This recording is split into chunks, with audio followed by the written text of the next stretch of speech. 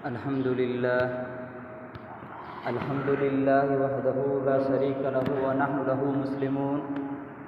ونشهد أن سيدنا ومولانا محمدا عبده ورسوله صلى الله عليه وعلى آله وأصحابه الذين فازوا كلهم أجمعون. أما بعد، قال الله تبارك وتعالى في القرآن المجيد والفرقان الحميد: اعوذ باللہ من الشیطان الرجیم، بسم اللہ الرحمن الرحیم. توبوا الی اللہ جميعا ایھا المؤمنون لعلکم تفلحون. صدق اللہ العظیم. قال النبی صلی اللہ علیہ وسلم: التائب من الذنب کمن لا ذنب له، او کما قال علیہ الصلاۃ والسلام. میرے قابل صد احترام بھائی اور بزرگوں، باری تعالیٰ کا ہم پر بہت بڑا احسان، اس کا فضل اور اس کا کرم ہے کہ اس رب ذوالجلال نے ہمیں آج اپنے ایک مقدس جگہ کے اندر بیٹھنے کی توفیق عطا فرمائی. حدیث پاک کے اندر آتا ہے کہ اللہ رب العزت کو اس روئے زمین پر سب سے بہترین پسندیدہ جو جگہ ہے وہ مساجد ہے، اور سب سے ناپسندیدہ جگہ جو اللہ تبارک و تعالیٰ کو اس روئے زمین پر ہے وہ بازار ہے. کہ اللہ رب العزت نے اس روئے زمین پر جو ٹکڑا اپنے لیے پسند کیا وہ مسجد کو پسند کیا ہے، اور جو اپنے لیے ناپسند کیا ہے وہ بازار کو کیا ہے. اور جب اللہ تبارک و تعالیٰ نے اپنے لیے مسجد کو پسند کر لیا تو اب ایمان والوں کو چاہیے کہ اپنے لیے بھی مسجد کو پسند کریں. مسجد کے اندر بیٹھنا، مسجد کے اندر بیٹھنا، اٹھنا، اوڑھنا، بچھونا، سارا چیز ہمارے مسجد کے اندر ہونا چاہیے. اللہ رب العزت کو پسند ہے. اور جب اللہ تبارک و تعالیٰ نے بازار سے نفرت کر دی، بازار کے اندر شیطان کی گروہ رہتے ہیں، ابلیس کی جماعتیں گھومتی رہتی ہے، اور بازار کے اندر انسان اپنی نظر کی حفاظت نہیں کر سکتا، تو اللہ تبارک و تعالیٰ نے اس جگہ کو اپنے لیے پسند نہیں فرمایا. اور اللہ تبارک و تعالیٰ نے جب اپنے لیے بھی پسند نہیں فرمایا تو اللہ تبارک و تعالیٰ نے اس جگہ کو ایمان والوں کے لیے بھی نہیں پسند فرمایا. اس لیے میرے بھائی عزیزو، ہمیں اللہ رب العزت کا شکر ادا کرنا چاہیے کہ اس رب ذوالجلال نے ہمیں بازار والی جگہ سے بچا کر کے اپنی محبوب ترین جگہوں میں سے ایک جگہ یعنی مسجد کے اندر بیٹھنے کی توفیق عطا فرمائی. میرے بھائی عزیزو، کل قیامت کا دن ہوگا اور نفسی کا عالم ہوگا. اس دن ہر ایک اپنا حساب کتاب دینے کے لیے کھڑا ہوگا. اس دن زمین بھی اپنا حساب کتاب دے گی، اور انسان خوف کے مارے بول اٹھے گا کہ یہ زمین بھی اپنے بارے میں بول اٹھے گی.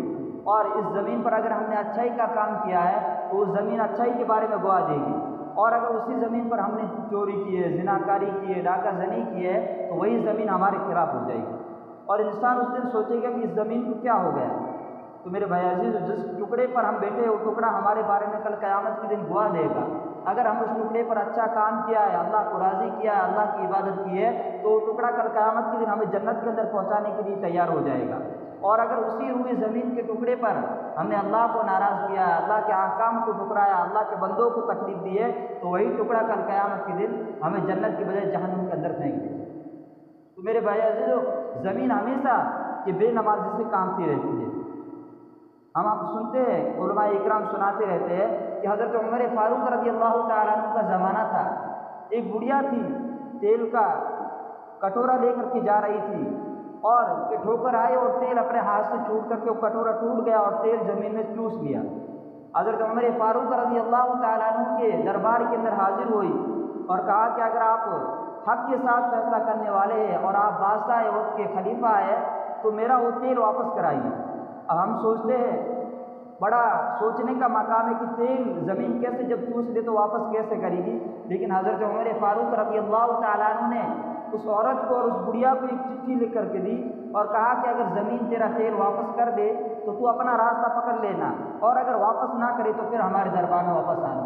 اور اس پرچی کے اندر، اس چٹھی کے اندر حضرت عمر فاروق رضی اللہ تعالیٰ عنہ نے لکھا تھا کہ زمین، اگر تو نے آج اس کا تیل واپس نہیں کیا تو جہاں جہاں تو نے تیل چوسا اس جگہ ہم بے نمازی کو دفن کریں گے.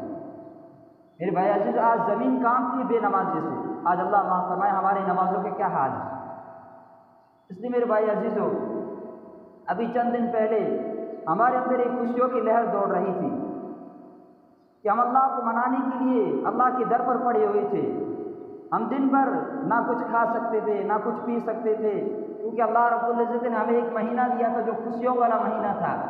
اور رحمتوں والا مہینہ تھا، برکتوں والا مہینہ تھا،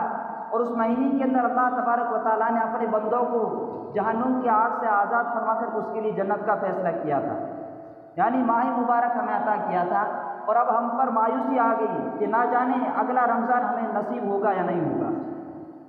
تو میرے بھائی عزیزو، ہمیں اس پر مایوس ہونے کی بات نہیں ہے، اللہ کی رحمت بڑی ہے، اور اللہ کی رحمت سے ہمیں کبھی امید ہونی چاہیے کہ اللہ رب العزت سے ذات ہے، کبھی ذات ہے کہ اللہ رب العزت ہمیں لمبی زندگی نصیب فرمائے اور آئندہ رمضان بھی ہماری زندگیوں میں آئے۔ میرے بھائی عزیزو، جیسے ہی رمضان ختم ہوتا ہے، لیکن رمضان کے جو بعد والے احکام ہیں وہ کبھی ختم ہونے والے نہیں۔ ہر نماز کہ رمضان المبارک کے اندر ہم پڑھتے تھے تو غیر رمضان کے اندر ہماری وہ نہیں چھوڑنی چاہیے۔ اگر ہم نے رمضان المبارک کے اندر قرآن کریم کی تلاوت کا جو معمول بنایا تھا تو وہی معمول ہمارے غیر رمضان کے اندر بھی ہونا چاہیے۔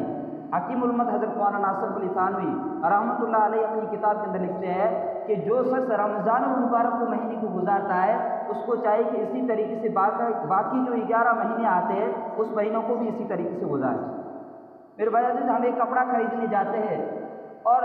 چند مہینوں کے بعد، چند دنوں کے بعد، چند سالوں کے بعد وہ کپڑا پرانا ہو جاتا ہے۔ اسی طریقے سے اللہ تبارک و تعالیٰ نے ہمیں ایک مایا اور ایک دولت دی تھی، وہ ایمان کی دولت ہے، آج وہ بھی ہمارے دلوں سے پرانی ہونی شروع ہو گئی تھی۔ تو اس دولت کو نئی کرنے کے لیے، اس دولت کو روشن کرنے کے لیے اور اس دولت کو چمکانے کے لیے اللہ تبارک و تعالیٰ نے ان 12 مہینوں میں سے ایک مہینہ ایسا رکھ دیا ہے کہ جس کے اندر ایمان والا اپنے ایمان کو تازہ کر دے۔ کپڑا دھونے سے چمک اس کے اندر اٹھ جاتی ہے اور اس کے اندر ایک روشن اور ایک نئی تازگی پیدا ہو جاتی ہے۔ اسی طریقے سے ایمان والا جب اپنے ماہ مبارک کے اندر اللہ کے سامنے گڑ گڑا کر کے اپنے گناہوں کو یاد کر کے، جو رات کے اندھیرے کے اندر، دن کے اجالے کے اندر، غمی کے اندر، خوشی کے اندر، سفر میں، حجر میں، ہر حال کے اندر جو گناہ ہوا ہے اس گناہ کو ایک ایک کر کے یاد کر کے روتا ہے تو اللہ تبارک و تعالیٰ اس کے پچھلے ساری زندگی کے گناہ معاف کر دیتے ہیں۔ میرے بھائی عزیز، بصرتے کہ اس کے اندر انسان کو اپنے گناہوں کی ندامت ہونی چاہیے کہ میں نے فلاں وقت کے اندر فلاں گناہ کیا تھا، ایک ایک گناہ کو یاد کر کے اللہ کے سامنے خوب گڑ گڑا کر کے مانگے تو اللہ کے ذات سے کوئی امید ہے کہ اللہ تبارک و تعالیٰ ہمارے گناہوں کا صفایا کر دیں گے۔ ابھی آپ حضرات کے سامنے ایک حدیث کا ٹکڑا پڑھا گیا، اس کے اندر اللہ کے نبی پاک صلی اللہ علیہ وسلم فرما رہے ہیں کہ گناہوں سے توبہ کرنے والا ایسا ہے کہ گویا اس نے کوئی گناہ کیا ہی نہیں۔ جس طریقے سے ایک ماں اپنے بچے کو جنتی ہے اور بچہ جو ہی دنیا کے اندر آتا ہے جس طریقے سے اپنے گناہوں سے پاک اور صاف ہوتا ہے، اسی طریقے سے جب ایک گنہگار، ایک خطا کار اپنے گناہوں سے توبہ کر لیتا ہے تو اللہ تبارک و تعالیٰ اس کی پچھلی ساری زندگی ایسے ہی صاف کر دیتے جس طریقے سے ایک بچہ اس دنیا کے اندر آتا ہے۔ تو میرے بھائی عزیزو، انسان ہے، انسان سے سب سے خطائیں ہوتی ہے، گنہگار ہے، لیکن اللہ کا دربار کھلا رہتا ہے۔ رات کا 1/3 حصہ گزر چکتا ہے اور سب دربان اپنے دروازے بند کر دیتے ہیں، دکان کا شٹر بند، بس اپنے راستے سے دور ہو کر کھڑی ہو جاتی ہے، گاڑی اپنے یعنی سڑک سنی ہو جاتی ہے اور گھر والا اپنے دروازے بند کر دیتے ہیں، لیکن اس وقت بھی اللہ تبارک و تعالیٰ کا دروازہ کھلا رہتا ہے۔ اور اس وقت کہ اللہ کا ایک منادی یعنی فرشتہ آواز لگاتا ہے کہ ایمان والو، تم اللہ کے دربار میں جھولی پھیلا کر کے بیٹھ جاؤ، تم جو مانگو گے اللہ تبارک و تعالیٰ تمہارا سوال پورا کرے گا۔ اور حدیث پاک کے اندر آتا ہے کہ اگر تمام انسان اور جنات مل کر کے ایک میدان کے اندر جمع ہو جائے اور اللہ تبارک و تعالیٰ سے ہر ایک اپنے وسعت کے مطابق سوال کرے تو اللہ تبارک و تعالیٰ کہہ رہا ہے کہ میں ہر ایک اس کے سوال کے مطابق عطا کروں گا، تو میرے خزانے کے اندر اور میرے دولت کے اندر اتنی ہی کمی آئے گی جتنی کہ سمندر کے اندر سوئی کو ڈبو کر کے نکالنے سے سمندر کے پانی کے اندر کمی آتی ہے۔ تو میرے بھائی آج کمزوری ہماری ہے کہ ہم اللہ کے دربار کے اندر اپنی جھولی کو پھیلا نہیں رہے۔ حالانکہ میرے بھائی عزیزو، یہ مہینہ جو گزرا ہے یہ لوٹنے والا مہینہ تھا، بہت سیزن والا مہینہ تھا۔ اس مہینے کے اندر ہم جتنا اللہ تبارک و تعالیٰ ہو سکے لوٹ سکتے تھے، لے سکتے تھے۔ ایک چیز کی سیزن ہوتی ہے، اس کا بھاؤ بڑھ جاتا ہے۔ اسی طریقے سے جو ماہ مبارک گزر گیا ہے ہمارے ہاتھوں سے، اس کے اندر اللہ تبارک و تعالیٰ نے نیکیوں کے بھاؤ کو بڑھا رکھا تھا، لیکن افسوس کی بات یہ کہ ہمارے ہاتھوں سے نکل چکا ہے۔ میرے بھائی آپ افسوس نہیں کرنا چاہیے، بلکہ اللہ تبارک و تعالیٰ نے جو یہ اگلے مہینے 3 مہینے شوال المکرم، ذی القعدہ، ذی الحجہ، یہ جو ایام حج شروع ہو چکے ہیں، یعنی آج سے 2 دن کے بعد جو چاند کا جب پہلی تاریخ نظر آئی ہے اسی دن سے حج کے دن شروع ہو چکے ہیں، تو اللہ تبارک و تعالیٰ نے یہ مہینے بھی بہت ہی مبارک اور بابرکت مہینے رکھے ہیں۔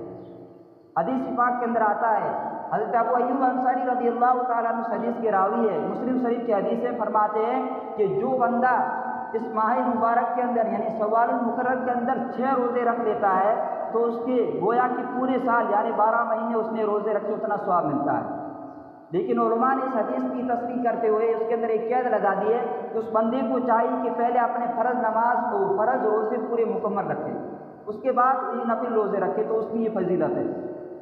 پہلے اگر فرض روزہ قضا ہو گیا ہے بیماری کی وجہ سے یا سفر کی وجہ سے یا کوئی اور عذر پیش آ گیا ہے، اس عذر کی وجہ سے اس نے فرض روزہ قضا کر لیا تو اس کو چاہیے کہ پہلے اپنے فرض روزے کو پورا کرے پھر بعد میں یہ 6 روزے رکھے۔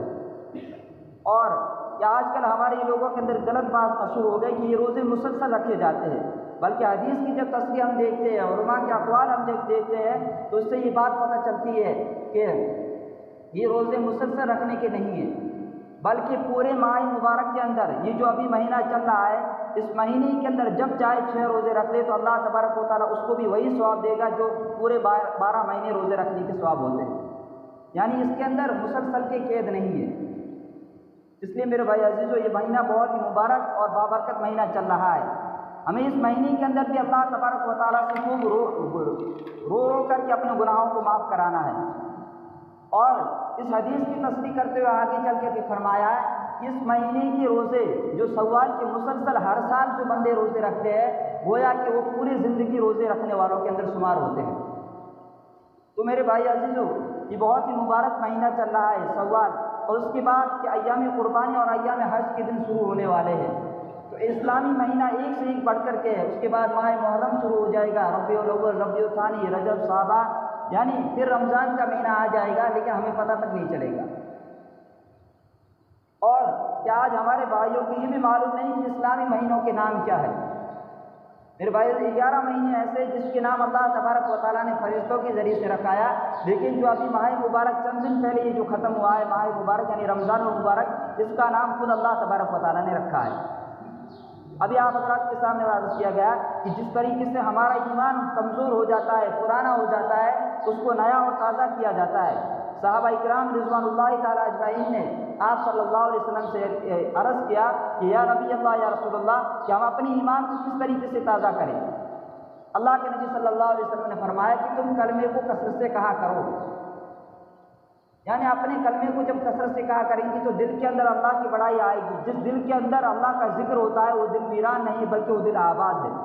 اور جس دل کے اندر اللہ کا ذکر نہیں ہے، اللہ کا خوف نہیں ہے، اللہ کا ڈر نہیں ہے، اللہ کے احکام نہیں ہے، نبی کا طریقہ نہیں ہے، وہ دل ویران ہوتے ہوئے بھی آباد ہوتے بھی ویران ہے۔ اس لیے میرے بھائی عزیزو رمضان المبارک کے اندر بہت تاکید کے ساتھ اس آیت کی تفسیر چل رہی تھی کہ یا ایھا الذین آمنوا کتب علیکم الصیام کما کتب علی الذین من قبلکم لعلکم تتقون، اے ایمان والو تم پر روزے فرض کیے گئے ہیں، اور تم یہ نہ سمجھو کہ صرف ہم پر فرض کیے گئے بلکہ تم سے پہلے جتنے بھی لوگ گزر چکے ان سب پر یہ روزہ فرض تھا۔ اور روزہ فرض کرنے کے لیے اللہ تبارک و تعالیٰ نے خاص جو مقام آخر میں فرمایا ہے لعلکم تتقون کا لفظ فرمایا ہے۔ لعلکم تتقون کی تفسیر سے یہی پتہ چلتا ہے کہ انسان ایمان والا جب روزے کی حالت کے اندر ہوتا ہے، ایک تنہائی کے اندر بیٹھا رہتا ہے اور گھر کا کمرہ بند ہے، فریج کے اندر ٹھنڈا پانی موجود ہے، سخت پیاس لگی ہوئی ہے، کوئی دیکھنے والا نہیں ہے، اس حالت کے اندر اپنے روزے کو توڑ سکتا ہے، لیکن اللہ کا ڈر دل کے اندر ہے۔ اس لیے ایمان والے کو چاہیے کہ ہر گناہ کرتے وقت، زنا کاری کے وقت، چوری کے وقت، جھوٹ بولتے وقت، قسم کھاتے وقت ہر وقت اللہ کو حاضر ناظر سمجھے کہ میں یہ گناہ کر رہا ہوں، میرا رب مجھے دیکھ رہا ہے۔ یہ صرف ماہ مبارک کا ہم اس کو باقی نہ رکھے بلکہ اس کو پوری زندگی کے اندر۔ ایک کتاب کے اندر لکھا کہ روزہ 2 طریقے سے ہوتا ہے، ایک تو روزہ ہو جو صبح سے لے کر شام تک کا، یہ تو ایک مہینے کے اندر فرض ہے، بلکہ ایک روزہ وہ ہے کہ انسان جب سے بالغ ہوتا ہے، بالغ سے لے کر موت تک، یہ دوسرا روزہ ہے انسان اپنے سر کے بال سے لے کر کے پیر کے ناخن تک کے اپنے اعضاء کی حفاظت کرے۔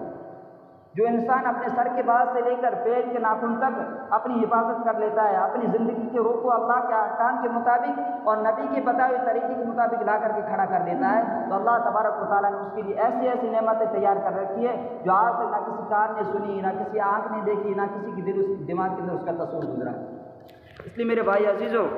یہ مہینہ بھی بہت ہی مبارک اور بابرکت مہینہ چل رہا ہے۔ باری تعالیٰ سے دعا ہے کہ اللہ رب العزت ہمیں بھی اس مہینے کی قدر کرنے کی توفیق عطا فرمائے۔ اور میرے بھائی عزیزو اگر ہم نے رمضان المبارک کے اندر تہجد کی پابندی کی ہے تو اس تہجد کی پابندی کو برقرار رکھنا ہے،